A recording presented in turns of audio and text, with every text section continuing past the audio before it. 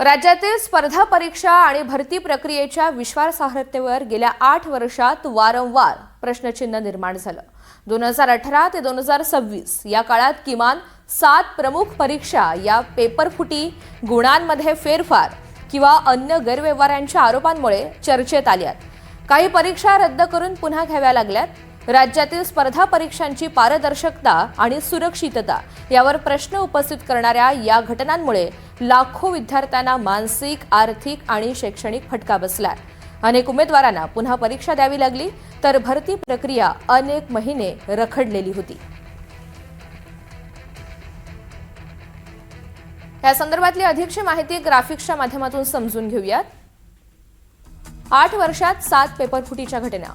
वर्ष 2018 परीक्षा महाराष्ट्र टीईटी, आरोप तपासादरम्यान गुणांमध्ये फेरफार, गैरव्यवहार। 2020 महाराष्ट्र टीईटीची परीक्षा, सॉफ्टवेअरमध्ये गुण वाढवून फेरफार केल्याचा आरोप होता।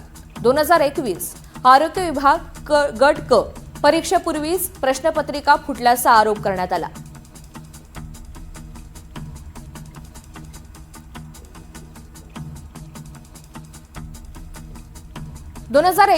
आरोग्य विभाग गट ड, कथित पेपर फुटीनंतर ही परीक्षा रद्द झाली होती। 2026 मध्ये 2 घटना घडल्या। महाराष्ट्र टीईटी परीक्षेच्या पूर्वसंध्येला प्रश्नपत्रिका जप्त करण्यात आली। याच वर्षी एमपीएससी औषध निरीक्षक परीक्षा यामध्ये पेपर फुटीचे आरोप करण्यात आले आणि त्यानंतर चौकशीची मागणी करण्यात आली आहे।